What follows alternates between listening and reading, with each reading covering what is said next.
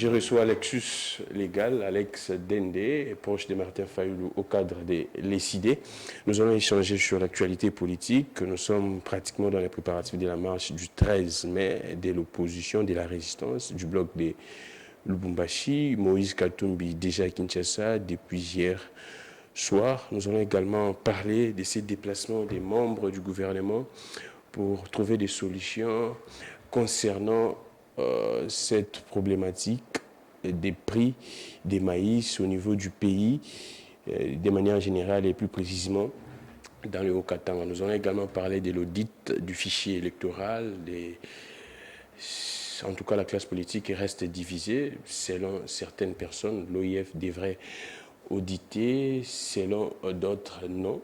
Nous allons avoir la position des LECIDE, nous allons avoir la position de Martin Fayoulou avec Lexus Légal, si eux, ils sont d'accord pour que l'OIF puisse auditer les fichiers électoraux. Nous allons également placer un mot sur la situation de l'Est, parce que vous savez, nous sommes ensemble, nous sommes des cœurs avec nos compatriotes qui décèdent matin, midi, soir. Les solutions ne se trouvent toujours pas.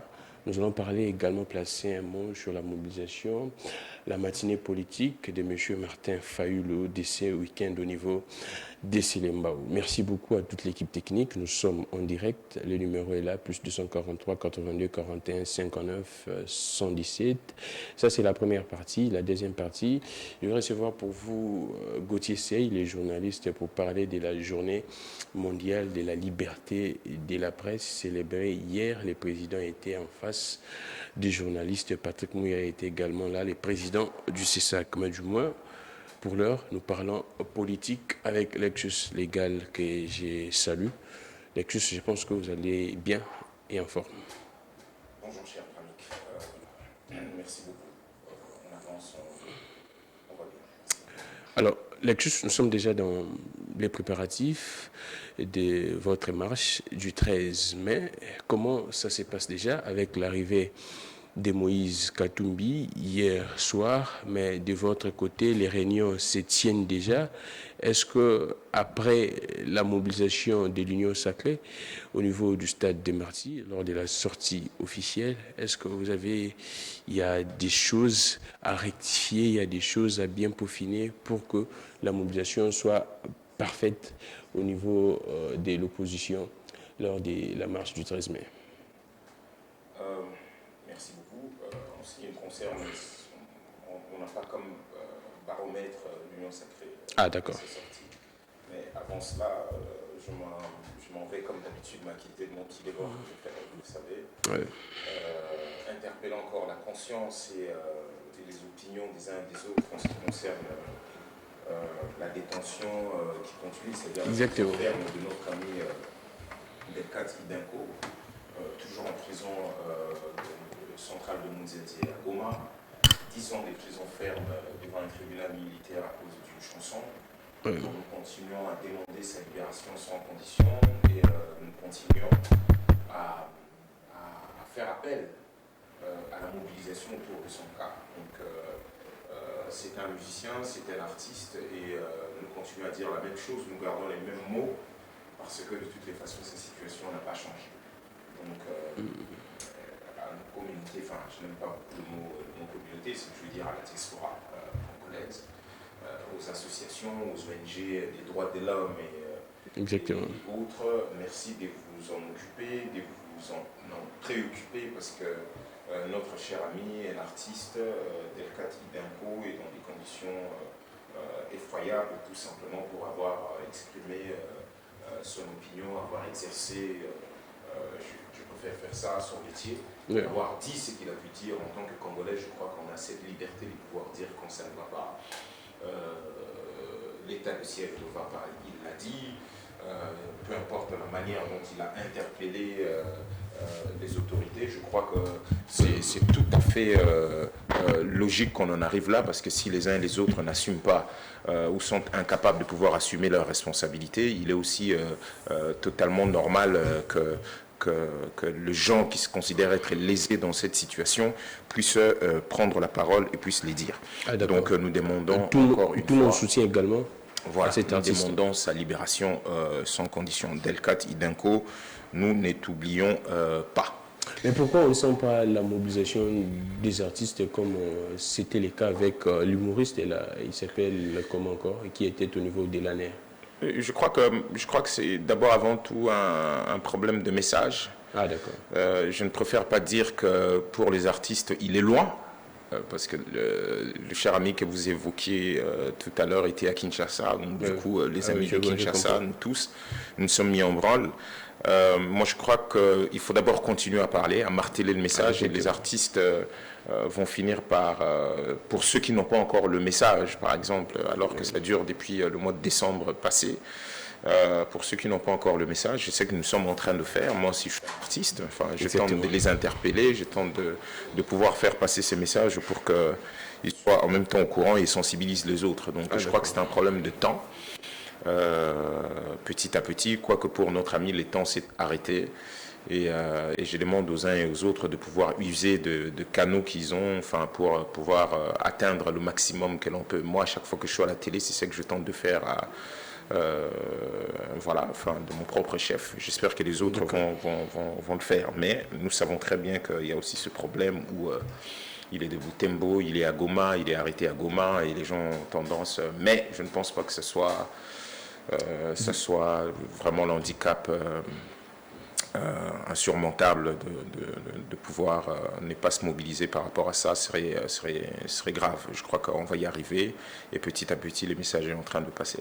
C'est important. Alors, on rentre dans les préparatifs de la marche du 13. Bon, en ce qui me concerne, j'étais en train de dire tout à l'heure que vous n'avez pas la sortie de l'Union sacrée n'est pas notre baromètre. Je crois que les Quinois, nous disons encore merci aux Quinois qui ont démontré, merci aux Quinois parce que ils ont démontré qu'ils n'étaient pas avec ces gens-là. Désolé pour cet échec cuisant. Les stades étaient pleins. Hein. L'avant-midi, la matinée, les stades étaient pleins. Merci. Donc vous confirmez vous confirmez ce que je suis en train de dire. C'est-à-dire que vous avez bien dit, le stade était plein les avant-midi, mais le meeting n'était pas prévu que les avant-midi. C'est que je sache, c'était une sortie. Cette manifestation était prévue. L'heure à laquelle il devrait s'adresser. Enfin, il y a des vidéos qui ont circulé, comme de Monsieur Mbosso qui disait qu'à partir de 14 ou 15 heures de mémoire, parce qu'il fallait d'abord arriver à caser à peu près 100 000 personnes, donc leur arrivée était à peu près à l'heure, ils étaient à l'heure où ils avaient prévu d'arriver, entre 14 et 15 heures, tout au plus.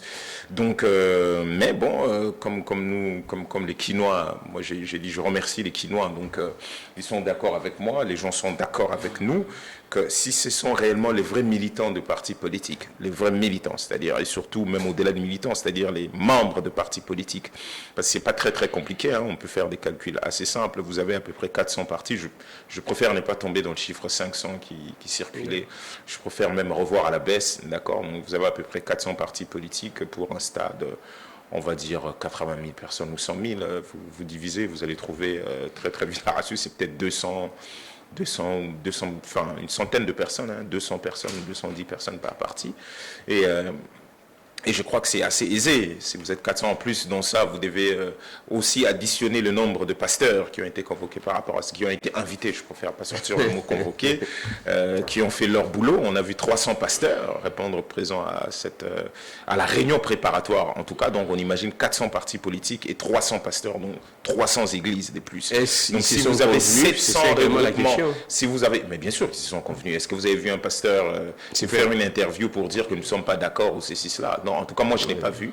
Donc, on suppose, on s'est dit clairement qu'ils s'étaient convenus de faire ce qu'ils ont fait, et chacun a reçu sa part dans cette histoire-là, peu importe. Et donc, avoir à peu près 700 organisations, okay, pour un stade de 80 000 à 100 000 personnes, tel qu'on a voulu nous faire croire cette histoire, et atteindre ces résultats, bah écoute, on dit bravo, hein, même 100 personnes ou 110 personnes par organisation, bravo, d'accord. Bon, maintenant, imaginons, allons-y maintenant d'un autre côté, ça veut dire que ces gens sont réellement, c'est-à-dire que ces partis auraient réellement ces gens-là, c'est-à-dire que le 100 personnes ou 110 personnes par parti politique, on peut imaginer que ce sont les membres de leur parti politique, ou les membres des églises. Alors, comment pouvez-vous expliquer que les membres avec des carte d'adhérent, par exemple, puissent se barrer du stade alors que leurs leaders n'ont même pas encore parlé. Et en plus, pour les leaders qui ne devaient pas parler, parce qu'il y avait le présidium dans cette histoire-là qui parlait, les leaders étaient avec leurs membres. Comment ça se fait que les membres de ce parti puissent partir et laisser peut-être leur leader? Pour certains, même les leaders étaient partis. Comment pouvez-vous imaginer cela? C'est-à-dire que juste avant le speech, que M. Bemba se retrouve avec un stade vide, que M. Mbosso, M. Kamere, mais soyons quand même un tout petit peu sérieux. Bon, M. Sama, on peut dire que lui, il n'est pas chef, je ne sais même pas. D'accord, il n'était pas là à titre d'un chef de parti, mais c'est quand même assez triste. Donc, bref, ils ont eu recours à des mercenaires. D'accord, ils ont eu recours à des mercenaires qui ont taxé leur présence par heure, en disant, ben voilà, 1 heure, 2 heures ou 3 heures, c'est peut-être 5 ou 10 dollars. Voilà, système à mamalé. Comprendre. Donc, ils ont eu recours à ces gens-là et malheureusement, on s'est retrouvé dans ce qu'on s'est retrouvé. Au moins, l'échec est cuisant parce que vaut mieux la fin d'une chose que le début, que son début, ça tout le monde le sait. Ils sont venus là en fanfare et in fine, bah, les gens ont récupéré leur liberté, ils sont partis. Et puis là aussi, il faut dire qu'en ce qui me concerne, la lecture que l'on pourrait faire de l'absence de M. Félix, de M. Tshisekedi est quand même assez ça peut pas être une lecture simpliste tout de même. Cela veut dire que il est sur affiche, c'est son visage. Je parle de l'affiche officielle, d'accord. Ok, soyons du bon côté de l'histoire. Visage en exergue. Soyons du bon côté de l'histoire. Et lui-même ne se présente pas au stade, c'est-à-dire du côté de ceux qui se disent qu'ils sont du bon. Il doit être au-dessus des Amenés, c'est les présidents de la République il n'a pas à répondre à un fait privé. Il n'a pas à répondre à un fait privé. Donc quand on a mis sa photo, c'est pas lui, un fait privé qui le reconnaît comme la haute, comment on dit, la haute autorité, personnalité, un peu comme ça. Bref, donc et c'est bien écrit sur les chèques. Vous dites que non, il doit être à la mêlée. Donc on a son équipe de campagne qui s'est réunie en son nom et on dit ah non, ça ne nous concerne pas. Non, je crois qu'en fait, ce qui s'est passé, nous pensons qu'en fait, l'idée était de partir d'abord à Kissantou et assister à cette messe-là et de Kissantou venir faire la grande surprise au stade. C'était ça l'idée. En tout cas, c'est d'après nous, enfin, la lecture que nous faisons de la situation, parce que nous ne comprenons pas. Le président a vu que non, c'est un vide, il s'est dit que non. Non, il n'a pas vu. Dès qu'on l'a dit qu'ici, là, ici, probablement, je dis qu'on lui a dit, enfin, je préfère être dans ça, que c'est une lecture. Hein. Après, chacun peut avoir la lecture qui peut se faire, mais dès qu'on l'a dit que, bah, tiens, les gens commencent à se barrer. Je crois que les mercenaires, commencent à se barrer. Il s'est dit non, vaut mieux aller s'occuper d'autre chose. Il a préféré ne pas venir. Mais est-ce que vous comprenez le message? Essayons d'imaginer ou de lire le message qui est derrière le fait qu'il soit pas venu au stade ces jours-là. Comme j'ai dit, c'est sa grande photo, c'est son équipe de campagne, c'est lui la hiérarchie ou l'autorité. Enfin, je ne sais pas si cette fois-ci on a mis Dieu, mais ils ont trouvé un terme approprié que vous-même, en tant que journaliste, vous avez du mal à prononcer. Parce que moi je ne comprends pas et sa photo partout dans les stades, tout le monde s'est réclamant de sa vision qu'on nous a toujours pas clairement expliqué, parce que bon, si cette vision n'a pas fonctionné pendant ces 5 dernières années, on ne sait pas quand est-ce que ça va fonctionner et vous-même vous ne venez pas. On évoquerait un problème, une guerre de leadership. Est-ce que cela ne pourrait pas être le cas chez vous dans ces blocs de Lubumbashi? Si là-bas cette histoire est évoquée, ça le concerne, les égos et autres à l'intérieur, ça le concerne. Non, c'est que l'on peut peut-être lire, c'est que l'on peut lire. Enfin, vous savez, vous vous rappelez à l'époque, je crois que l'échec des uns et des autres est une lecture. Enfin, c'est un refus de lire et de comprendre l'histoire. Vous vous rappelez à l'époque quand M. Kabila a récupéré ou a pris sur lui ou les moboutistes qui étaient encore là sont venus vers lui naturellement, comme d'habitude, comme vous dites, ils sont des politiques, c'est des gens incapables de s'assumer autrement sur des positions, bon, chacun suivant son intérêt, transhumance et autres. Donc, enfin, vous vous rappelez qu'à cette époque-là, M. Kabila avait fait ce qu'on appelait Obema, Office de bien mal acquis. En fait, l'idée était de pouvoir reprendre à ces gens-là ce qu'ils avaient pris au peuple. À la base, hein, je dis l'idée grandiose, même si on peut toujours épiloguer là-dessus. Donc, voilà. Et cette fois-ci, qu'est-ce qui se fait? On récupère tous ceux de FCC qu'on a dit qu'ils avaient échoué lamentablement. On n'est pas Ça, c'était la version de l'autre fois. Enfin, ces gens-là, majorité mécanique, ils n'y arriveront pas, tout. Après, on les récupère dans l'union sacrée avec armes et bagages, sans pour autant poser des bonnes questions, ni leur demander de pouvoir restituer au peuple ce qu'ils avaient pris. Et alors, si on dit que ces gens-là ont été incapables de faire élire M. Shadari, alors vous prenez une équipe qui a totalement échoué, d'accord? À moins que vous considérez qu'en réalité, il n'y a pas eu élection en ce qui concerne, ils ne se sont pas réellement battus et qu'on consacre l'idée du deal. Et donc, dans ces cas, on dit non, ils sont toujours utiles parce que, regarde, ils ont été, peut-être, ils auraient été il y a de nouveaux très forts. Il y a Bemba, il y a Caméré. Je continue ce que j'étais en train de dire, s'il vous plaît. Donc, on récupère tous ces gens, d'accord? On les met ensemble. Et vous vous dites que les choses vont fonctionner pour certains, comme vous êtes en train de dire, qui ont pratiquement tout fait, ou aujourd'hui on est à l'aube d'une vie, on est à l'aube d'une vie, ça veut dire que c'est vraiment le moment de commencer à se poser des bonnes questions. Bon, bref, ce que nous considérons, donc ce qui peut arriver était totalement prévisible. Ce que nous savons est que ces gens avaient perdu en 2018, tout en étant ensemble au-delà du deal, ils avaient perdu.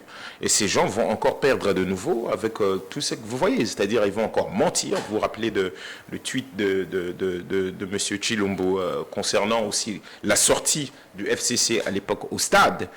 Vous avez vu suffisamment ces tweets-là être publiés, où c'est clairement dit que, ben voilà, gaspillage d'argent, malgré ceci, tout ça, zéro, Yébéla, tout ça. Vous vous rappelez de ces trucs-là? Ben là, c'est à peu près pareil. Quand vous regardez la facture qu'on nous a présentée du stade de Martyr, où les chiens sont à 160 000 $ ou 120 ou 160 000 $.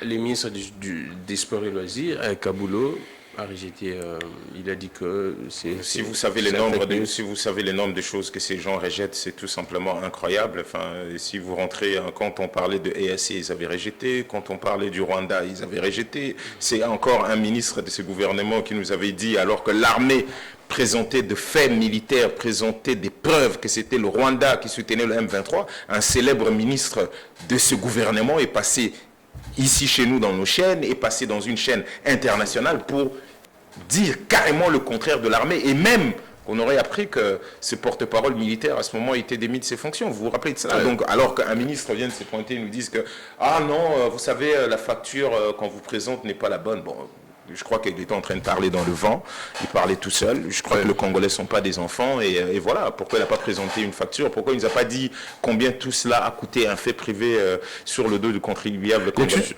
Vous avez déjà la réponse, la réaction de l'hôtel de ville. J'ai vu les secrétaires généraux, si je pourrais dire comme ça, de vos partis, du bloc de Lubumbashi, qui ont écrit à l'hôtel de ville. C'est vrai que nous sommes dans un régime d'information. Pourquoi vous appelez ça bloc de Lubumbashi? Je ne comprends pas. C'est pour que la population... Non, la population. Comment vous... Non, c'est vous qui... Non, cher ami. Les termes... C'est quoi alors? Non. Jusqu'à présent, on n'a pas... Mais oui, mais s'il n'y a pas un terme par rapport à ça, s'il n'y a pas un mot, s'il n'y a pas un nom, c'est qu'il n'y en a pas. Donc on vous dirait connaissez... pas, Non, vous direz tout simplement, vous pouvez tout simplement dire que les chefs des partis politiques qui ont sorti la dernière déclaration, enfin, voilà, ça peut aller. On y va ainsi. Les chefs des partis politiques, les secrétaires généraux de ces différents partis politiques qui ont saisi l'hôtel de ville. Est-ce que jusqu'à présent, vous avez déjà la réponse de l'hôtel de ville? C'est vrai nous sommes dans un régime d'information. Nous nous préparons. Non, nous ne voulons pas savoir. Il faut arrêter. C'est comme moi, personnellement, cette connerie qui parle de la zone neutre. Exactement. Non, c'est une bêtise. On va faire sauter tout ça. Et croyez-moi, pour nous, c'est une bêtise. Comment? Alors, M. Félix Tshisekedi à Genève, dernièrement, lors de la 52e session, on va dire, pour faire des droits de l'homme, ONU, droits de l'homme et autres, qu'est-ce qu'il a dit en ce qui concerne l'espace? Il a dit qu'il a libéralisé l'ensemble de l'espace, que ce soit médiatique ou d'opinion ou autre de marche. Il a libéralisé l'espace public pour les manifestations. La réalité est tout autre. Plus de prisonniers politiques. Bref, non. Donc vous êtes en train de le contredire. Non, j'ai Donc vous êtes en train de dire qu'il a menti. J'ai dit des vérités, je n'ai dit pas ça. Non, j'ai dit ceci. Lui, il a dit ça. Et d'ailleurs, ce qu'il a dit n'est pas nouveau. Parce que tout simplement, c'est inscrit dans la Constitution. On connaît dans quoi nous sommes. C'est eux qui ont restreint. C'est lui, via son gouverneur, qui a restreint cette liberté. Bon, maintenant qu'il se soit prononcé dernièrement par rapport à cela, et que vous nous ramenez dans ces histoires-là, non, on vous dit zone neutre et autres, on va faire sauter. Et d'ailleurs, ça n'existe pas. En droit, on parle du principe de l'acte contraire. Jusqu'à présent, il n'y a pas un acte contraire du gouvernorat de la ville. Je suis en train de vous dire, si vous voulez contredire M. Tshilombo, c'est quelque chose que je vous l'accorde très bien, vous êtes Congolais. Si vous voulez dire qu'il a menti lors de cette session, vous avez, c'est votre droit. Moi, je ne suis pas là pour étayer ou appuyer ce que vous êtes en train de dire. Je dis que nous, la lettre d'information est déjà entrée. Nous serons au Palais du Peuple, à l'Esplanade, dehors. Nous allons mettre notre podium là, c'est là notre point de chute. D'accord? Nous commencerons à Lemba, nous commencerons aussi ici à Sakombi, à ma campagne, et nous allons tous converger vers le Palais du Peuple. Ça, il n'y a pas le 13 mai que tous les Congolais au calme et qui se rassurent, on va pouvoir marcher, c'est tout. La fois dernière, je pense, la dernière marche de l'opposition, de la Mouka, je pense, les points de chute étaient également au Palais du Peuple, non? Non. C'était où? Non, on s'est convenu, on est parti à 20 mains, et puis voilà. Mais est-ce que, en tout cas, ce qui est sûr, l'entourage, là, les périmètres du Palais du Peuple, c'est une zone neutre. Écoutez, le Palais du Peuple, la ville de Kinshasa. Je ne sais pas exactement d'où vous sortez ça, mais le Palais du Peuple, il peut pas y avoir de manifestation tout autour, en tout cas dans cette parcelle ou à l'esplanade, quand il y a session, quand il y a, je vais dire une manifestation de ceux qui l'occupent, en fait, ça peut être le Parlement ou le Sénat, mais jusqu'à preuve du contraire, jusqu'à présent, et vous le savez, il n'y a qu'à cette condition-là que c'est inviolable. Mais l'UDPS nous a démontré ça à maintes reprises. C'est pas parce qu'ils se sont fait phagocyter au stade où on n'a plus vu le drapeau de l'UDPS, on n'a plus vu les militants de l'UDPS, ils se sont fait manger. Quand j'ai dit phagocyter, je crois que les gens comprennent le mot, par les autres mercenaires et autres, peut-être même des membres du parti. Parce que l'UDPS a totalement sombré au stade. Et ça, c'est une indication claire. C'est-à-dire qu'ils ont tout l'argent du monde. Parce qu'ici, le nombre, c'est les drapeaux. Eux, c'est les drapeaux. Quand nous, on sort les gens sans drapeau... Certaines informations, l'UDPS serait frustré du fait que l'organisation était entre les mains de Mbosso.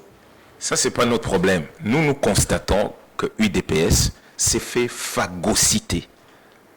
D'accord? C'est-à-dire totalement disparu au stade. On n'a plus vu les militants. Même eux, je crois qu'ils ne sont pas restés. C'est ce qui est bizarre, en fait. Même eux, parce que les images que nous cherchons, les drapeaux de l'UDPS dans le stade.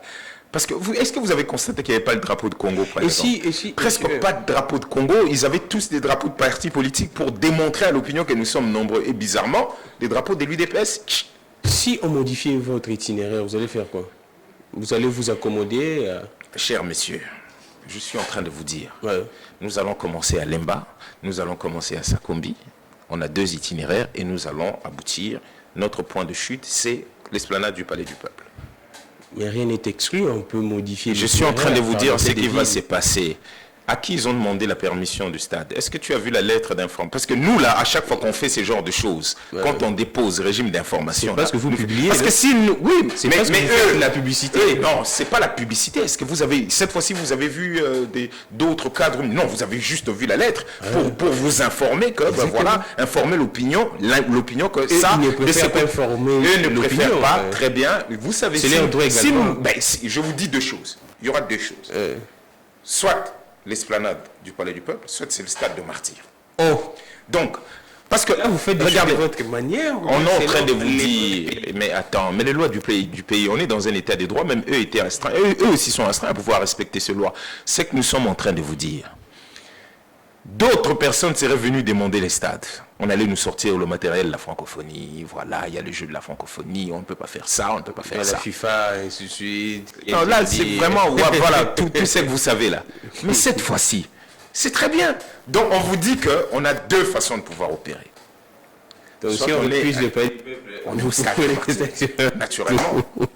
Naturellement. C'est notre pays. Ils n'ont pas plus de droits que nous. Alors, je ne sais pas, je pense que les militants de ces partis sont très bien instruits, très bien éduqués et qu'il ne peuvent pas y avoir des dérapages, parce que c'est ça. Dérapage. Non, le dérapage, de notre côté, vous savez très bien. Je vous disais tout à l'heure que l'UDPS avait totalement violé l'espace du Palais du Peuple. Excusez-moi. Non, ne nous mettez pas ces choses-là. Vous savez qu'à chaque fois qu'il y a dérapage, c'est soit des militants de l'UDPS qui attaquent, soit les imputés. Non, il n'y a pas de question d'imputer. La dernière fois, vous avez vu les images. D'où provenaient les pierres quand on est arrivé entre 12e et 9e rue? Où est-ce que la police s'est prépositionnée en nombre?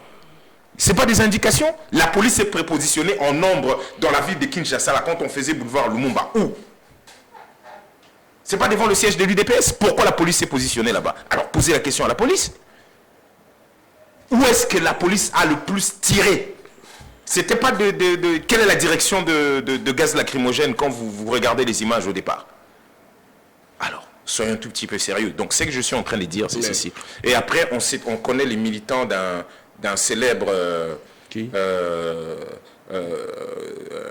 boxeur à l'occasion entre là où il y a la station de Koyidro, là. Ouais. Hein? Là, on a la Kaouka, et qui les députés. Non, je vous dis qu'on connaît un, comment je peux appeler ces genres de, les boxeurs des dimanches là, enfin les gens qui se battent toujours avec plus faible qu'eux, et malheureusement ces plus faibles n'ont pas, si seulement ces plus faibles pouvaient se dire qu'ils sont aussi des hommes et qu'ils ne peuvent pas être traités comme des sous-hommes comme ça par des gens, je crois qu'un rapport de force changerait. Vous êtes des hommes les gars, quelqu'un vient sur vous comme ça, déboule sur vous, mais écoute, même par une dernière énergie, mais il faut faire ce qu'il y a à faire. Point barre. Et les mondes jugera, in fine. Donc bref. La violence, hein, non, ne me dites pas de prôner la violence alors que ceux qui sont à la base de la violence, ils filment même pour démontrer qu'ils sont violents. Non, monsieur, ici, là, c'est... Non, moi, du monde où moi je viens, là où je siège, là où je suis, ce genre de choses ne peut pas être possible. Donc il n'y aura pas de dérapage, Lexus. Ne me parle pas de dérapage. Nous ne sommes pas à la base des dérapages. C'est nous qui subissons les attaques des autres. Ce sont nos vitres de véhicules, ce sont nos pare-brises, ce sont nos militants, c'est notre siège qu'on attaque, qu'on pille, qu'on casse à chaque fois qu'ils ont des manifestations. D'accord? Pour ceux qui sont allés dernièrement là, accompagner monsieur... non, comment il s'appelle? Le ministre de l'Intérieur. Kazadi et Peter. Vous vous rappelez de ces militants quand ils ont quitté là où se trouve le siège de la territoriale là, sur Triomphal, quand ils sont arrivés devant ICD, vous savez ce qui s'est passé, vous avez vu les images.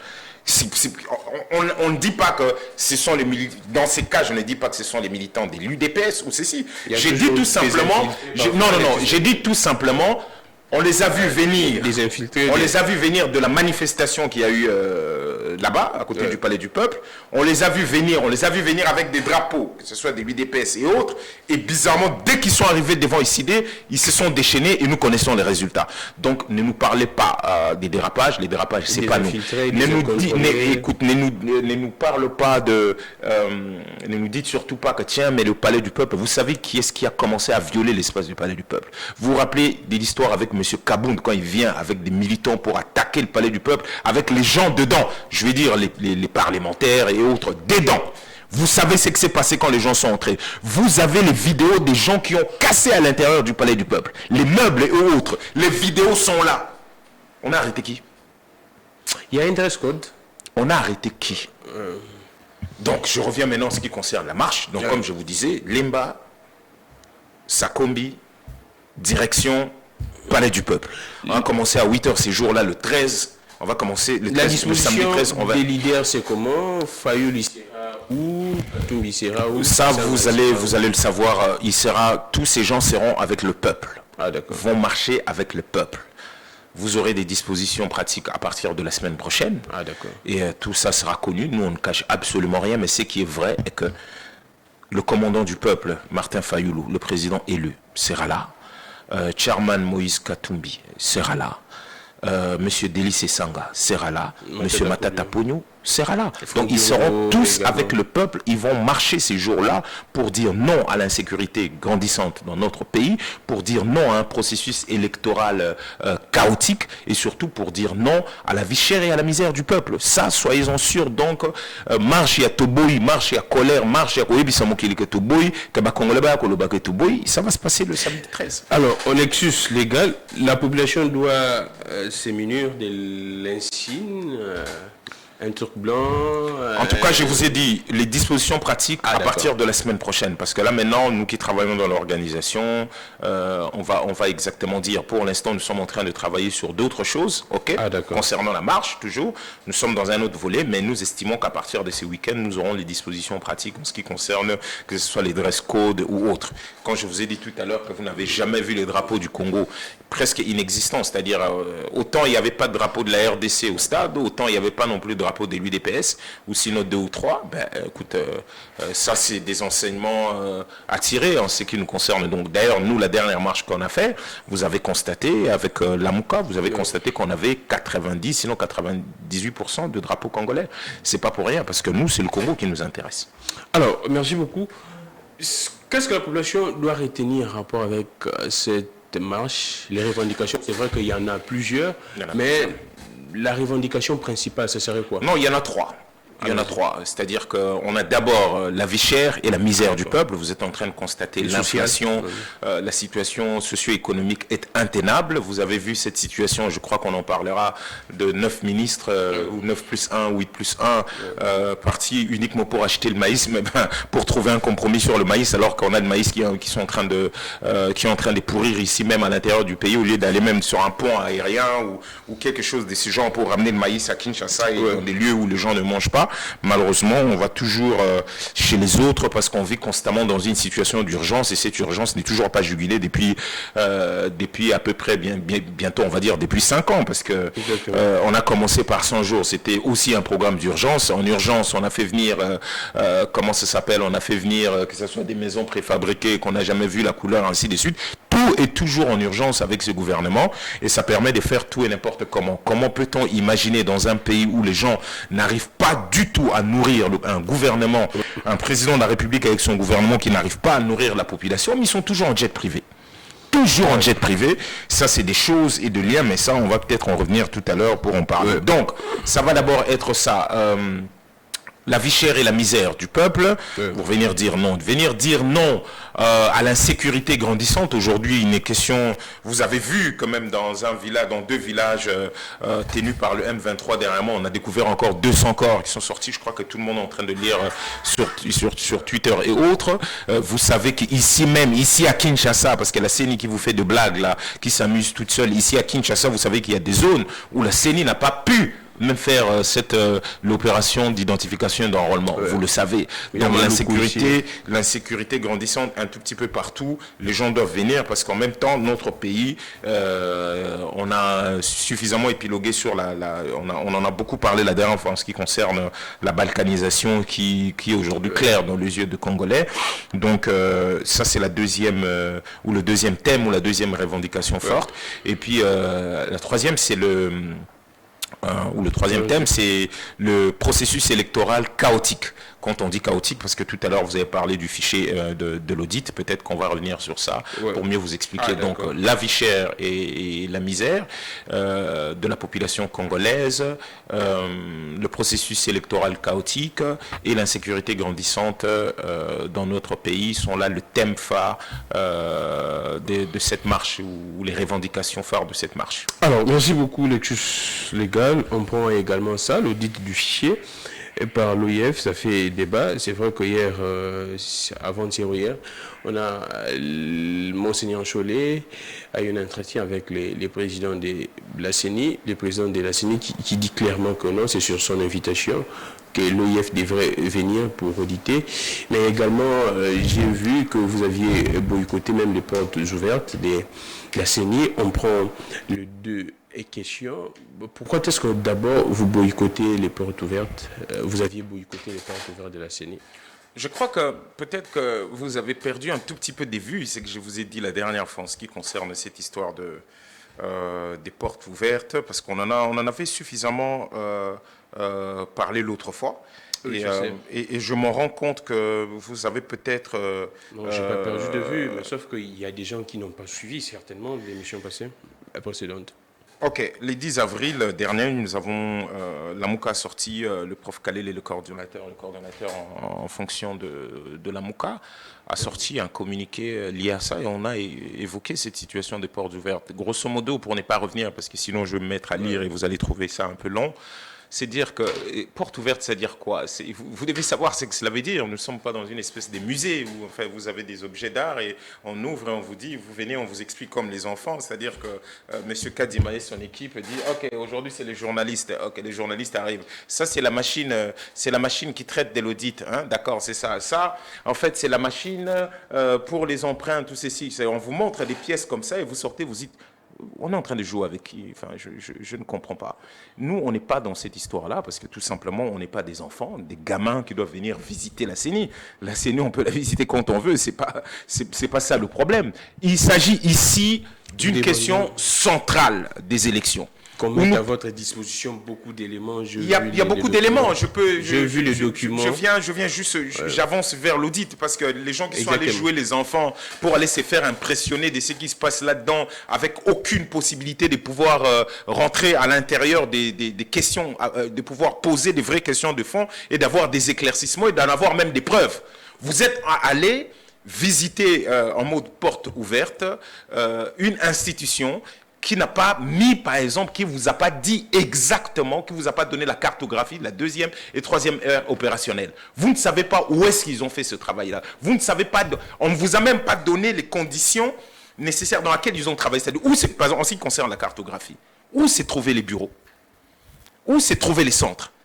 Et ça, après, on vous donne des chiffres farfelus. Ah tiens, on a atteint plus de 40 millions, on est à peu près à 90, 92 des objectifs, il nous reste telle zone à faire. Vous pensez que ce sont des enfants ici? À l'époque, vous vous rappelez un tout petit peu comment ça se procédait, ce qu'on appelait le RFA, c'est-à-dire la révision de fichier électoral. Vous savez comment? Mais c'est étape par étape, on vous dit, voilà, telle province, ça a été autant, voici les bureaux, voici ceci. Vous avez des chiffres, vous pouvez aller chercher et contester et dire, démontrez-nous. Là, on vous ramène des globaux, ils terminent à faire leur mascarade, et puis ils vous appellent, venez, journée porte ouverte. On vous donne même le jour, et vous faites le tour de la salle, on vous explique 2 ou 3 choses, et vous ressortez de là. Non, nous on a dit non, on ne va pas jouer à ces jeux d'enfants. Exactement, si je peux enchaîner avec votre question sur l'audit. Nous demandons d'abord la transparence avant l'audit. Et c'est ce que nous demandons depuis le début. Vous allez auditer quoi? Mais les fichiers électoraux. Mais quel fichier vous allez auditer?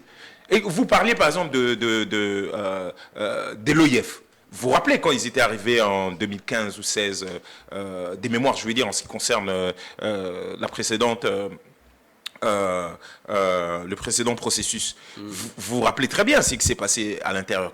Ils avaient mis un rapport après l'audit. L'histoire où on avait les fictifs, on fait grosso modo ceux qui n'avaient pas des doigts. Mettons grosso modo 10 millions. Ils ont émis un rapport. Qu'est-ce qu'on a fait de ces rapports, de quand ils ont émis ces rapports à aujourd'hui? Et vous rappelez le même pour venir. Non, ça, vous devez savoir que ces gens, effectivement, les gens de l'OIF, c'est plus un secret pour personne parce qu'ils sont venus voir les parties prenantes, ils en ont parlé et ils sont effectivement voir le président et le président a été suffisamment clair avec eux. Il n'y avait pas des fichiers, il n'y avait rien. Il y avait, nous, quand nous parlons de la transparence, ça permet quoi? L'audit, en ce qui nous concerne, parce que les gens doivent un tout petit peu comprendre un tout petit peu ce que nous disons dans cette histoire-là. Pour nous, en ce qui nous concerne, écoute, l'audit, pour faire en plus simple, hein, pour ne pas rentrer dans l'audit opérationnel, audit organisationnel et autres, l'audit, c'est un tout petit peu vérifier, en termes beaucoup plus simples, vérifier si ce qui est fait de manière conforme, c'est-à-dire ce qu'on devrait faire régulièrement, est-ce que ce que vous avez fait maintenant correspond à ce qui devait être fait régulièrement? Ça, je le dis de manière bâclée comme ça. À l'intérieur, maintenant, on peut rentrer sur ça, on va émettre un rapport et tout le reste. D'accord? Mais là, vous allez auditer quoi? C'est-à-dire, nous posons un certain nombre de questions depuis le début, on n'a aucune réponse. OK? Nous, que ce soit une organisation internationale ou une organisation locale, nous ne sommes pas d'accord de l'audit. Parce que déjà, la base est biaisée. Donc, le problème n'est pas l'OIF. Non, ce n'est pas que l'OIF. Parce que, en ce qui nous concerne d'abord, c'est avoir les réponses à les différentes questions que nous avons posées. Nous avons tenu à peu près 4 points de presse en ce qui concerne la coordination électorale de la MOUCA. D'accord? Nous avons tenu des points de presse, 4 points de presse. Et dans nous posions des questions dans ces points de presse. Je crois que c'est le premier point de presse où, en ce qui concernait la conclusion de l'ère opérationnelle numéro 1, d'accord, c'est là que M.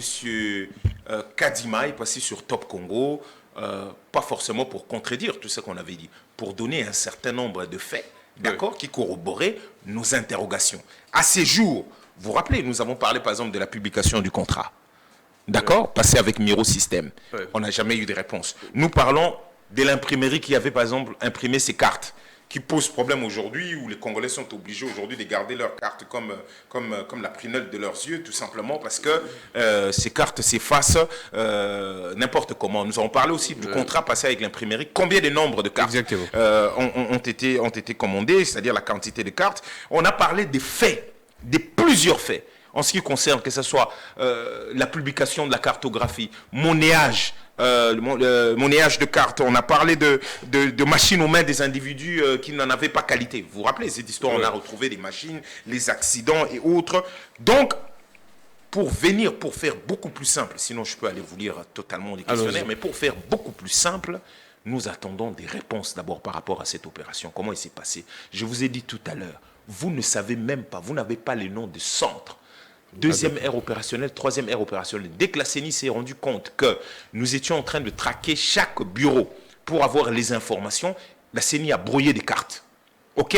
Et n'a plus donné les adresses physiques de lieux où se trouvaient les centres. À partir de là, nous avons eu énormément du mal et nous avons fait marcher notre réseau. Nous avons envoyé beaucoup de gens pour traquer où la CENI était en train de faire ses opérations. Vous avez vu de vous-même, de vos yeux, comment les agents de la CENI étaient en train d'enrôler les enfants. Tout le monde a vu cela. Donc, à partir de là, et vous avez un fichier de cet ordre, et eux-mêmes disent non, au départ, eux-mêmes commencent d'abord le toilettage. C'est-à-dire que quand ils le font, on ne sait pas où est-ce qu'ils le font. Quand nous nous mettons en exergue et que nous faisons en notre manière et que nous sortons et des vidéos et des autres, là ils sont pris, la CENI prise la main dans le sac, mais c'est la même CENI qui est en train de vous dire, venez, porte ouverte, attendez, je nettoie d'abord moi-même le fichier, et c'est la CENI qui dit, parce que la réponse, je ne sais pas si vous avez lu la réponse de l'OIF, on donne à l'OIF, je crois, 4 ou 5 ou une semaine, je ne me rappelle pas, c'est l'invitation. Moi, j'ai lu la réponse de l'OIF. L'invitation donnée d'après l'OIF, la réponse de l'OIF, et le temps imparti n'est pas possible, tout ça. Tout est fait, c'est-à-dire on dit, venez, on vous donne un temps intenable, d'accord? Et in fine, vous, en fait, venez faire la figuration. Venez faire la figuration pour nous donner une espèce de carte blanche en disant que ben voilà, vous connaissez la formule consacrée, la CENI a fait son travail, au-delà des difficultés autres, la CENI a quand même fait son travail. Non. Nous disons non, nous ne voulons pas d'audit, que ce soit d'une organisation internationale ou nationale, tout simplement parce que la CENI ne répond pas à une règle très simple qui s'appelle la transparence. Nous attendons d'abord la transparence. Mais quand Monseigneur Chollet, l'Église catholique, dit que trouver une alternative qui pourrait passer, et apparemment vous êtes contre ça, parce que vous ne voudriez pas d'abord cet audit, mais l'Église dit que non, on doit trouver une alternative pour cet audit. Nous respectons l'Église, nous ne sommes pas l'Église. Monseigneur Choul a le droit de donner la position de l'Église, nous avons le droit de donner notre position. Nous respectons l'Église et Dieu seul sait que c'est par respect à l'Église que nous n'attaquons plus Kadima directement en tant que personne. Mais vous savez les positions de l'Église sur Kadima, quelles étaient les positions. D'accord, donc si nous restons seulement sur les affirmations de l'Église le premier jour, ou d'emblée comme ça, nous continuons à dire, nous respectons les positions de l'Église, mais nous avons nos propres positions que nous sommes en train de les dire, quoi. Mais Lexus, vous savez que si cet audit s'est passé sans vous, les ciels ne tomberaient pas? Nous sommes totalement d'accord. Il y a beaucoup de choses qui se sont passées sans nous. Comme l'a dit, le ciel n'est pas tombé. Aujourd'hui, la vie chère que vous avez au pays, le pays qui est balkanisé, qui, en tout cas en phase finale de la balkanisation, c'est aussi le ciel qui ne vous tombe pas. Donc en fait, vous ne retenez pas les leçons. Vous ne retenez pas les leçons de l'inclusivité, du côté consensuel, des choses qui doivent être faites pour empêcher certaines personnes ou certains groupes de devenir otages des intérêts qui ne sont pas des intérêts congolais. Continuez à ne pas vouloir fédérer, continuez à ne pas vouloir chercher un consensus et vous dites, ah non, le ciel ne tombera pas. Oui, là, le ciel ne tombe toujours pas. Et vous avez 9 ministres qui sont partis chercher le maïs en Afrique du Sud. On en parle. Est-ce que vous ne jouez pas les jeux du glissement pour incriminer cela au pouvoir en place? C'est-à-dire que nous qui parlons des élections dès le premier jour, depuis 2019, au départ, vous vous rappelez, parmi nos revendications était de refaire les élections. Constate que écoutez, votre agir ne correspond pas à vos dires. Je suis très à l'aise avec ça. Le pouvoir n'a pas constaté au départ quand on a émis le document, les propositions de sortie des crises, avait dit qu'il n'y avait pas crise. C'est le même pouvoir. C'est le même pouvoir aussi qui a constaté ou qui se disait que le Rwanda était l'ami fidèle, le partenaire fiable et autres. C'est le même pouvoir aujourd'hui qui tâtonne, qui commence à ne plus vouloir de l'EAC, qui nous a dit que ne vous battez plus pour des terres, c'est là, notre pays va être EAC. C'est toujours le même pouvoir. C'est le même pouvoir qui a trouvé la solution de comment nourrir le Congolais. Vous vous rappelez ces grands rendez-vous avec les pêcheurs, comment trouver la solution de nourrir le Congolais. C'est le même pouvoir qui vient de nous sortir 9 ministres en jet privé pour aller chercher le maïs. Donc, messieurs, c'est que le pouvoir est en train de dire, vous savez ce que nous en faisons. Merci beaucoup, Lexus Légal. Et si cela s'est passé, c'est vrai, comme on dirait, les chiens boivent, la caravane passe, vous ferez quoi? Toujours des manifestations? C'est ce que M. Kabila a dit aussi. Vous ferez quoi? Vous savez très bien que M. Mende, porte-parole du gouvernement à l'époque, avait constamment cette expression-là. Ça ne nous empêche pas aujourd'hui de le voir calmement aux côtés de M. Félix, nous parler d'une vision que lui-même a du mal à expliquer. Merci beaucoup. C'est toujours la même question. Quand lui était avec M. Kabila, bon, quoi il n'a pas vraiment changé de position, il est toujours à peu près dans la même chose. Il disait aussi la même chose que vous. Le chien aboie, la caravane passe. Ils feront quoi? Aujourd'hui, on est où aujourd'hui? Aujourd'hui, vous avez une grande partie du territoire qui n'est plus accessible aux FARDC, c'est-à-dire qui ne répond plus à l'autorité des Kinshasa. Aujourd'hui, les Kinois ne savent plus le Congolais à la base, parce que si on vous donne le chiffre en ce qui concerne la malnutrition des enfants, vous allez être effaré. Quand on vous donne les chiffres, à peu près 7 millions de déplacés internes dans le pays, c'est toujours qu'est-ce que vous allez faire? Qu'est-ce qu'il vous faut pour vous réveiller, vous? Pour vous dire que ça ne peut pas continuer ainsi? Qu'est-ce qu'il vous faut pour que vous vous indigniez que dans un pays où le président de la République et son gouvernement n'arrivent pas à nourrir les gens, mais les gens sont constamment en jet privé? Qu'est-ce qu'il vous faut pour cela? Très bien. Continuons d'avancer, continuez de me poser la question, qu'est-ce que vous allez faire? Moi, je peux vous rétorquer cette question. Vous, monsieur Gramic, peut-être que vous êtes bien, que vous êtes, je vous trouve toujours bonne mine, vous êtes dans une grande chaîne et que vous avez vos moyens. Mettez-vous à la place, il y a des pauvres Congolais, il y a des Quinois. Mettez-vous à leur place. Vous pensez toujours que votre voix est la bonne? Si monsieur Tshilombo avait suivi la voie, sa voie de l'opposition, jusque dans le pouvoir, jusqu'au pouvoir où il est aujourd'hui, probablement que l'opposition se retrouverait dans tout ce qu'il est en train de dire, en disant que c'était ce qu'on s'était dit. En disant, oui, à l'époque, il y a besoin que c'est un Rwanda, Bossalaboy, ce sont les Rwandais, c'est l'armée des tels qui tuent, on a interdit la manifestation à l'Obito au marché, on a Baby Simbongo na stade, Ayebela, tout ça, tout ça. Si on met bout en bout ce qu'il disait et que ça aurait été la politique, la ligne politique qu'il adopterait, vous ne parlerez pas de l'opposition comme vous êtes en train de parler, parce que l'opposition serait au pouvoir d'une certaine manière, et que les choses que l'opposition s'était combattait hier ne se reproduiraient pas. Il y a nos télévisions en zone neutre. Mais à l'époque, Kabila, les gens, au-delà des morts, mais cet endroit n'était jamais décrété zone neutre. Exactement. C'est, entre guillemets, au lobby, c'est un opposant qui est au pouvoir. Comment on en est arrivé là? Aux États-Unis, mais si on ne vous accorde pas, alors que chantre et à marche, comme il a pouvoir, mais vous me posez la question de savoir si on ne nous accorde pas, et puis non, l'opposition, mon frère, si l'opposition continue, n'a pas même démarche, tout en améliorant d'autres, c'est parce qu'en fait le pouvoir n'a pas changé d'un iota. Sinon le pouvoir est allé encore du côté pire. Mais c'est qu'on reproche. On fait une parenthèse. Votre dernière émission ici, votre dernier passage ici, vous avez dit, tenu de propos que non, Kabila serait toujours avec Félix. Ça a suscité beaucoup de bruit. En tout cas, on m'a appelé de partout pour le droit de réponse. C'est vrai que jusqu'à présent, je n'ai pas encore eu le temps pour accorder ce droit de réponse. Je m'excuse en tout cas, là j'avoue. On m'a appelé par les militants de Kabila. Et, en tout cas, ils ont tout dit contre vous, sur vous, ainsi de suite. Est-ce qu'il y a quelque chose à rectifier ou bien il y a quelque chose à préciser là-dessus? C'est vrai, là je vous dis, on m'a appelé, j'ai reçu plusieurs appels sur ça. Ils ont demandé également un droit de réponse. C'est vrai que jusqu'à présent, je n'ai pas eu de temps pour ça. Ce serait intéressant que même les gens qui vous ont demandé d'avoir le droit de réponse qui viennent répondre. Moi, je l'ai déjà dit, on l'a dit, le président n'arrête pas de le dire. Si vous avez d'autres choses, vous dites. Mais bon, je peux vous donner des éléments de similarité. Il n'y a pas rectifié, vous confirmez cela? Je continue à vous dire des choses. Je peux vous donner les éléments de similarité. Aux Zugara tweet, Yandeko, Tshilombo, concernant manifestation FCC na stade. ou le baki gaspillage boye bazoko sae yebela aux même tweet ou appliquant on a stade sorti wana ezalaka sorti à FCC disons qu'on va faire gagner un candidat sorti où ils a sorti à USN disons qu'on va faire gagner un candidat. Toko continue sur ce, on peut continuer dans des similarités. Yepe kuna azoka ba wana nyonso ba yaki lelo pas juste sur FCC mobimba bazana katia ya plateforme na ye. Toko continue ba on peut aller des similarités en similarités. So limite ça là ba lien, ba convergence, c'est-à-dire ba parallélisme, on peut toujours faire. Et au moins na ba similarité belé na kati.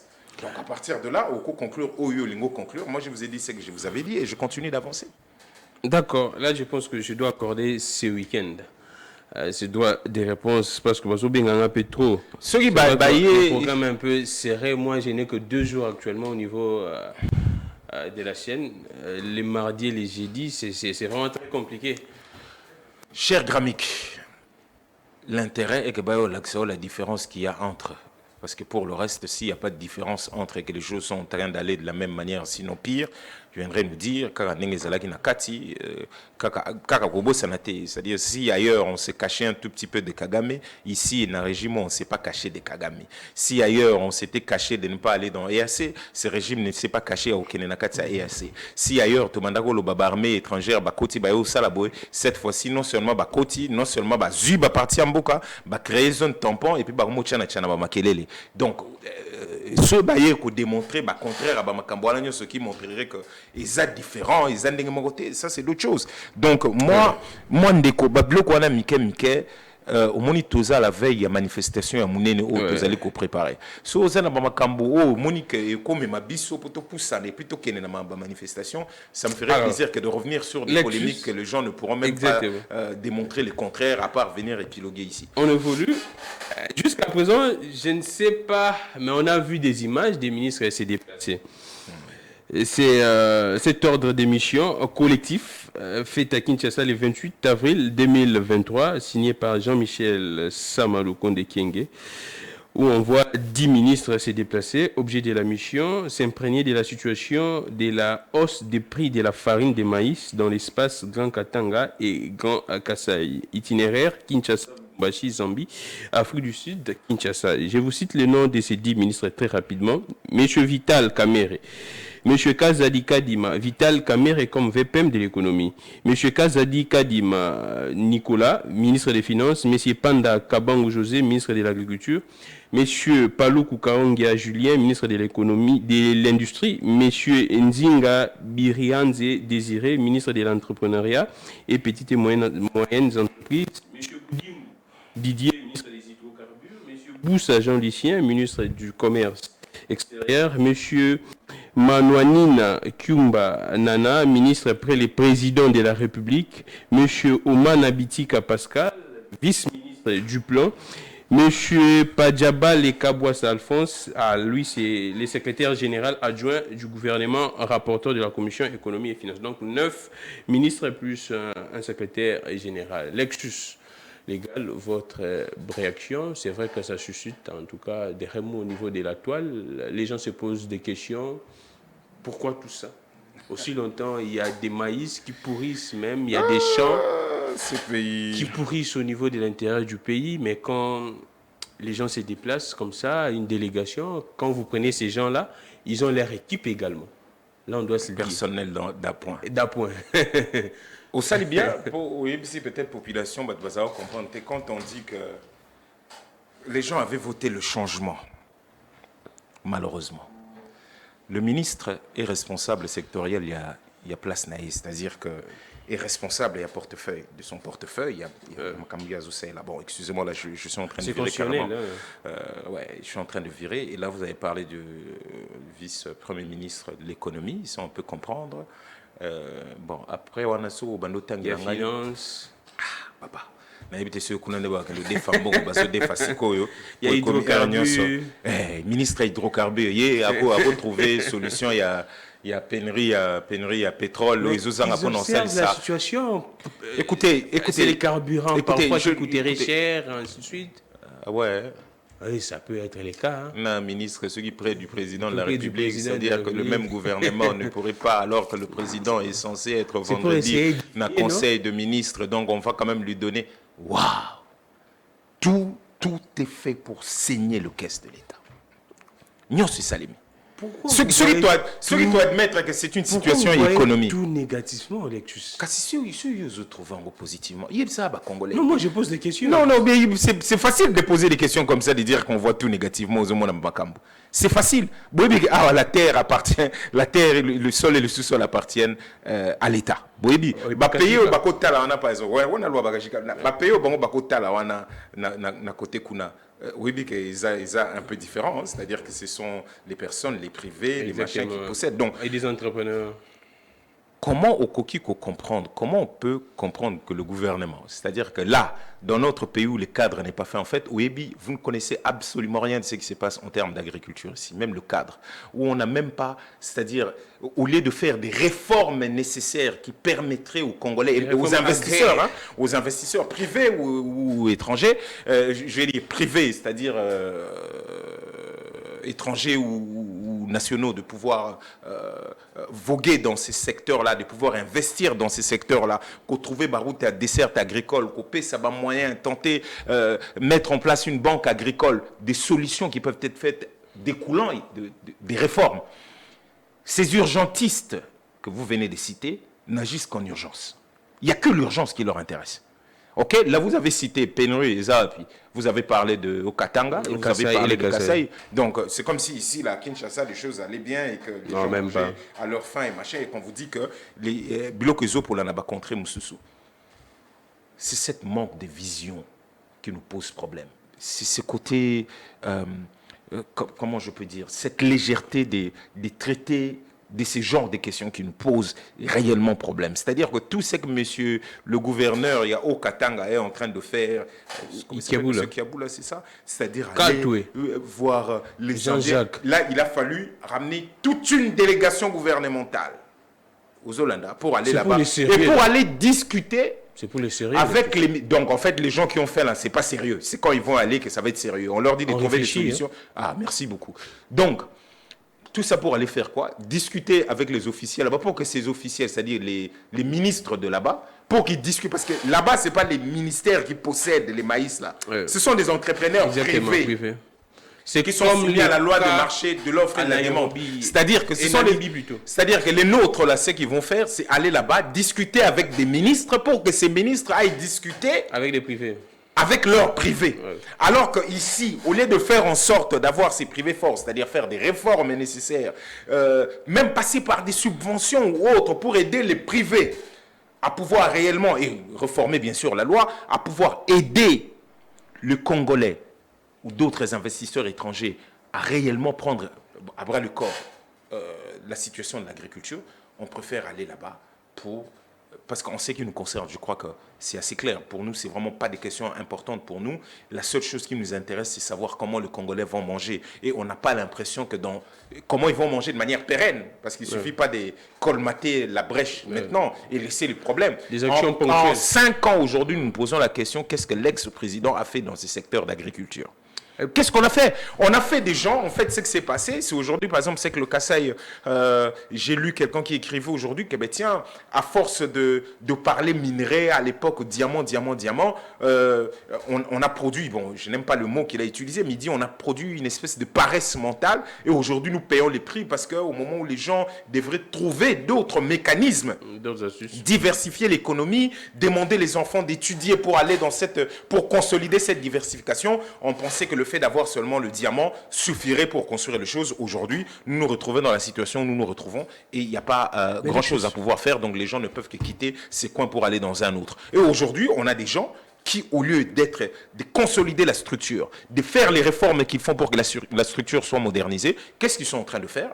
C'est se mettre en groupe et aller voir les autres ministres pour... Est-ce que vous devez savoir que cette crise de maïs, disons de manière, c'est une crise qui est sous-régionale. D'accord? Que ces pays-là aussi ont leurs problèmes. Exactement. Mais la différence de nous est que ces pays produisent sérieusement. Exactement. Ne se mettent pas à dire seulement que nous avons cette industrie primaire, enfin appelons ça industrie, c'est-à-dire cette économie primaire qui consiste à extraire le minerai et envoyer sans transformation sur place. Non, parce que la Zambie a beaucoup de minerais aussi. Exactement. Mais la Zambie ne s'empêche pas, par ses entrepreneurs, par des réformes agraires qui se sont passées dans ce pays-là, par de loi, ne s'empêche pas de pouvoir produire à manger. Nous, qu'est-ce que nous sommes en train de faire ici? Nous sommes en train de louer des jets privés, nous sommes en train de faire des dépassements budgétaires, des prévisions à chaque fois à la présidence. C'est ce que nous sommes en train de faire. Vous avez vu ce qu'on nous a fait en ce qui concerne la fonction publique. C'est l'IGF. Alors qu'il y a quelques mois déjà, on nous disait que le même ministère avait fait ce travail-là. Mais bizarrement, on retombe encore, on nous ressort. Dans 2 ans, il y aura encore les mêmes problèmes. Voilà. Parce qu'on ne veut pas consolider la structure, on ne veut pas la moderniser et pouvoir avancer. La question que les gens se posent.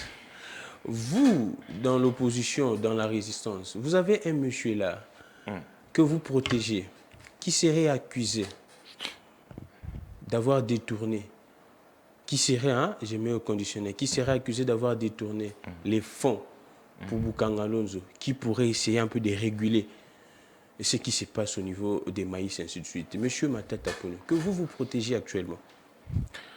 Je suis toujours un peu surpris. Ça aussi, vous allez dire que c'est vous qui posez des questions, et cette question, de la manière vous aurez été insufflé par quelqu'un. Mais l'opinion se pose déjà des questions. Et qui ne sait pas l'affaire Bukanga Lonzo? Très bien. Peut-être que moi, vous allez m'apprendre d'autres points. Je ne suis pas là pour venir vous dire que nous nous protégeons tel ou tel. Je crois que le président s'est déjà exprimé par rapport à cette question, et que ce soit même à l'époque, on a posé cette question en ce qui concerne M. Mouzito. Il avait aussi la même réponse. Exactement. Si la justice pense qu'elle a des choses à reprocher à M. Matata, exactement comme on le disait à l'époque quand on était avec M. Mouzito, la justice n'a qu'à faire son travail. Point barre. Pourquoi vous me posez une question de justice? C'est une question de justice. Je constate que, à chaque fois... Vos propos n'ont pas changé. Est-ce que moi, je peux vous dire dans ce genre de circonstances que je vais changer mes propos? D'accord. Il s'agit de nous tous. La justice est rendue au nom du peuple congolais. Exactement. Donc, si la justice a des choses à reprocher à M. Matata, je constate qu'il est toujours là. Je constate aussi que à chaque fois, c'est la Cour de cassation. Les ping-pong. La population chercherait plutôt à comprendre. Pourquoi c'est ping-pong? Pourquoi ça n'avance pas? Et pourquoi le maïs continue à pourrir? Exactement. Monsieur Ados est parti à Bukanga Lonzo. Qu'est-ce qui empêche ces gouvernements de prendre ces maïs? Qu'est-ce qui l'empêche? Est-ce que vous comprenez la bêtise de cette situation? Cette comédie humaine, où vous avez encore de maïs. J'ai dit, jusqu'à ce que mon cher ami et frère Ados nous montre ces images. Peut-être le Congolais pensait que Bukanga Lonzo, Koufa Boé, il a montré des pans et des pans, des hectares et des hectares avec le maïs, en train de pourrir. Si on dit que c'était l'argent de contribuables congolais, qu'est-ce qui empêche le Congolais d'aller prendre ces maïs? Au lieu d'aller nous faire les blagues qui sont en train de nous faire. Même projet, on décaisse 2 fois l'exus. Allez chercher ces maïs déjà qui ont... En fait, c'était l'argent décaissé. Exactement. Maintenant, il faut juste aller prendre. Oui, dites aux Congolais, dites même aux Quinois, dites à ceux dites, allez-y, allez prendre. Si vous estimez que c'est leur argent, pourquoi le gouvernement ne le fait pas? Maintenant, quelqu'un m'aurait donné un chiffre. Je ne veux pas m'apaisantir sur cette situation parce que pour moi, c'est une vaste distraction. La justice n'a qu'à faire son travail. On ne protège personne. Ce qu'on a dit dans la déclaration, c'était plutôt l'instrumentalisation de la justice. C'est quoi l'instrumentalisation? C'est le fait tout simplement de constater que vos instructions n'aboutissent pas, mais vous continuez à harceler la même personne avec le même propos, alors que vous en fait, l'idée, c'est de pouvoir toujours indexer, faites ça à tel, faites ça à tel. On vous dit, vous avez vu ici, dans vos écrans et partout, qu'il y a un justiciable qui est en prison, où le ministre, la ministre elle-même dit que ces noms ne devraient pas se retrouver sur la feuille. Bakonga Willy. Merci beaucoup, vous avez cité le nom. Oui, il a dit qu'il a sorti de prison. Il a dit dernièrement qu'il a sorti. Les présidents de la République. Merci beaucoup. La grâce présidentielle. Merci beaucoup. Merci beaucoup. Il en a parlé aussi de l'autre qui était ministre de la Santé. Fonds Covid. Vous avez dit qu'il a sorti de prison. Mais non, quand on vous parle de l'instrumentalisation, vous êtes en train de parler de quoi? Donc, c'est de ça que nous sommes en train de parler. Alors, on m'a sorti un chiffre dans cette histoire de Bukanga Lonzo. C'était quoi? 240 millions 280 millions. Je n'ai pas le chiffre exact, mais c'était dans les 200 et quelques millions. C'est 280 millions. Très bien. 100 jours, c'est combien de millions? Combien sont en prison? 100 jours. RAM, vol institutionnalisé, officialisé aux yeux de gens du monde entier. Combien de millions? Combien sont en prison? Il y a quoi comme instruction? Il y a instruction de dossier dans cette affaire-là? Il n'y a pas de preuve. Chile Gelou. Ah, merci. Donc, la justice a dit ça. Moi, on m'a volé Moi, j'ai la preuve qu'on m'a volé. Moi. Non, donc, si vous... des 100 jours. Ah, donc 100 jours pour vous, il n'y a pas de preuves. La justice a dit ça, non? Les cas Vital Caméré. Donc, M. Kalouba, tout ce qu'il a démontré... Mais c'est la justice, détournement. Non, mais c'est la même... La Cour des cassations. Je n'en disconviens pas. Oui. Je n'en disconviens pas. Donc, tout ce qu'on nous a démontré, les détournements intellectuels... L'art est kenable. Parce que l'art est zab. Il n'y a pas de preuves. L'art, lis-moi. Je ne sais pas. L'art, lis-moi. Ah, j'aime bien, parce que vous avez une manière de répondre qui est assez intéressante. Donc, enfin, revenons dans des choses un peu plus sérieuses. C'est pour dire que nous ne protégeons personne. Nous ne sommes pas une association, nous ne sommes pas une plateforme. Personne ne protège qui que ce soit dans cette histoire. Si la justice, nous dénonçons l'instrumentalisation de la justice. Si la justice a des preuves, si la justice, elle est pour nous, l'État ne s'est construit d'abord que par la justice. Mais est-ce qu'on ne risquerait pas de vivre, soit de revivre ce qui s'est passé en Namibie avec l'ancien ministre de l'économie, Kalumba, avec les poissons, et ainsi de suite. Apparemment, ça pourrait être... l'histoire pourrait se répéter. On parle de quoi exactement? Je connais cette histoire, mais le lien avec ce qu'on... De l'économie qui était allé pour les histoires des poissons à Namibie. À l'époque, on connaît la suite, on sait la suite. Et là, actuellement, avec les maïs, l'opinion craint que ça puisse être Namibie bis. C'est-à-dire que ces gens-là, ils partent, ils prennent... C'est tout près, hein. Enfin, pour les gens qui ne sont jamais allés en Namibie, moi, j'ai fait quelques concerts là-bas, c'est tout près de la Zambie. Ouais, Donc, c'est-à-dire que ces 10 ministres-là, soit ces 9, peuvent partir, et bon, peuvent être là, ils décaissent même de l'argent. Après, il n'y a pas de solution. Merci beaucoup, c'est très bien. Nous constatons en fait que vous êtes en train de dire des choses que nous disons depuis le début, ce qui est une très très bonne chose. Continuons d'avancer. Et quelque chose que vous accordiez à cette non, c'est-à-dire que vous êtes en train de dire ce que nous disons. Ça veut tout simplement dire donc, vous n'accordez aucune chance à ça. Mais vous venez de le dire, que vous risquez de revivre cela. Je vous ai dit que le numéro 1, M. Tshilombo lui-même, avait trouvé déjà une solution par rapport à cette histoire de nourriture et autres. Vous vous rappelez l'histoire avec les pêcheurs des Maluku. Des Maluku. Vous vous rappelez pêcheurs des Maluku? Oui, les Maluku. Bon, bref, dans le secteur. Vous vous rappelez? Donc, la solution était déjà trouvée. Bon, a priori, nous constatons que nous continuons à avoir faim. Nous continuons à avoir faim. Donc, à partir de là, les autres, ce qu'ils vont faire, n'oubliez pas Namibie bis, là, que vous êtes en train d'évoquer. C'est toujours le gouvernement, c'est toujours le même un responsable, c'est-à-dire la personne qui tient la présidence chaque vendredi du gouvernement. C'est toujours la même personne. Mais Alexus, il y a également une question. Je ne sais pas si vous êtes au courant de cette rumeur. Je prends ça comme ça, que les deux VPM, Vital Caméré et Bemba, auraient une rémunération à la hauteur de plus de 100 000 $. Pourquoi? Et ceci vous étonne encore? Dans un pays où les gens... Ça ne vous étonne pas? Pourquoi ça nous étonnerait? Quand à l'époque, quand on a sorti la rémunération de l'Assemblée nationale, que ce soit du président, du premier vice-président de l'Assemblée nationale, quand il vous a dit à l'époque, M. Kaboun, qu'avec son salaire, il pouvait quand même s'acheter un certain nombre de choses, ça ne vous a pas étonné que déjà à cette époque, à l'Assemblée nationale, on parlait de centaines de milliers de dollars en ce qui concerne la rémunération d'un pays où le gouvernement est en train d'emprunter l'argent constamment pour financer le déficit? Ça ne vous gêne pas à l'intérieur? Vous êtes étonné de cela? Vous êtes étonné qu'on en atteigne ce genre de somme? Mais ça a toujours existé. Le président de la République est payé combien? À l'époque, il disait qu'il ne connaissait pas son salaire. C'est payé combien? C'est jusqu'à présent. Ah, merci beaucoup. Merci beaucoup. Va chercher, et ce serait intéressant que vous cherchiez un député national de l'Union sacrée, bien sûr, qui s'appelle M. Nembalemba. Il en a fait toute une interview, vous a donné des chiffres. Et ça, comme ça ne vous a pas choqué. Voilà pourquoi vous ne comprenez pas nos positions. Vous ne comprenez pas que nous restons fidèles à nous-mêmes. Que vous ne comprenez pas que nous ne transigeons pas. Parce que rien n'a changé. Il n'y a qu'à vous qu'on fait la blague de dire « Ah, on va faire ceci, on est en train de faire ceci. Regarde, on a réhabilité UPEN. » Ah bon? Donc, nous devons applaudir parce que vous avez réhabilité UPEN. C'est combien? Vous avez vu ce qui s'est passé à Goma en ce qui concerne la construction du nouveau palais de justice. Appelons ça juste comme ça. L'Union européenne finançait combien? 3 millions d'euros. Quelque chose comme ça. Moins de 4 millions d'euros. Zoba chiffre, réhabilitation, on va se poser des bonnes questions. Zoba chiffre. Qu'est-ce qui fait cela? Qu'est-ce qui génère cela? Tout l'argent là qu'on vous raconte, ça part où? Ça sort comment? On vous dit, ouais, budget en équilibre, 16 milliards. Ah non, on commence déjà à emprunter. Mais tout l'argent. Il y a les élections, il y a la guerre en finance. C'est le même. Kazadi a dit. Est-ce que c'est bon? L'autre Kazadi, c'est pas lui qui est passé à la télé pour dire depuis tellement à l'époque il parlait de mois d'octobre qu'il n'avait pas reçu l'argent. Admettons maintenant qu'on lui a donné tout l'argent du monde. Nicolas Kazadi. Donc Kadima. Kadima Kazadi, c'est Denis Kadima Kazadi. Et puis Nicolas Kazadi. Mais sinon c'est vous qui le dites. Moi je ne fais que rajouter. Très bien. Donc son homonyme n'avait pas dit ça.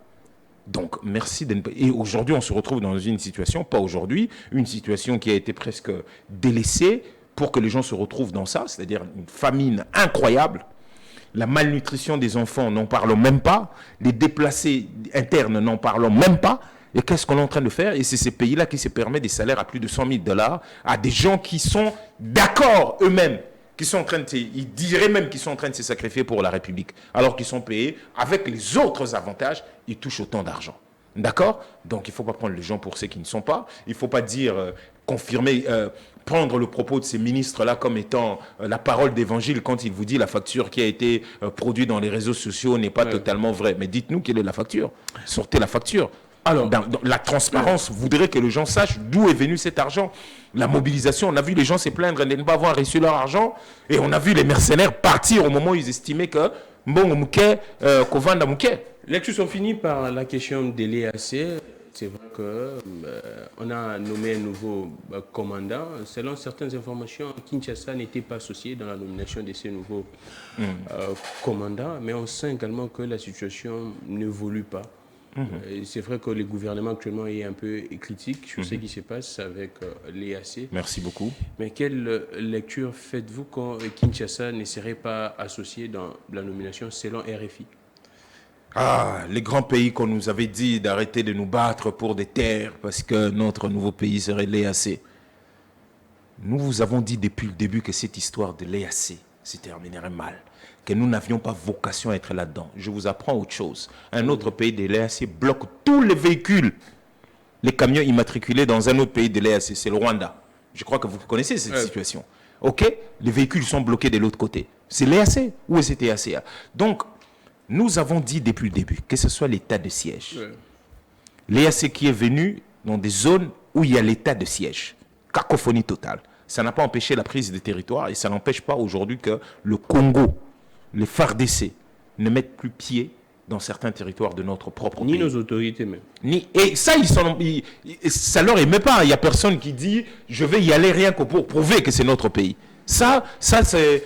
Non, ici c'était la sortie de l'UICN, c'était des drapeaux. C'était la fête. C'était le grand concert. Et puis Bérésina à la fin. Parce qu'ils ne comprennent pas le message. Donc, nous avons une position contre. Qu'on n'ait pas consulté la RDC. Oui, c'est ce qu'on a appris. C'est des infos, je crois, de RFI ou d'autres. Qu'on a appris. Que les Congolais soient eux-mêmes surpris de voir qu'il y a un autre commandant nommé sans leur aval. Mais c'est clair, mon ami. Tu ne veux pas te battre. Tu ne veux pas te donner les moyens de défendre ton territoire. Tu es incapable de défendre ton territoire. Tu nous appelles. On rescousse. On a des conditions.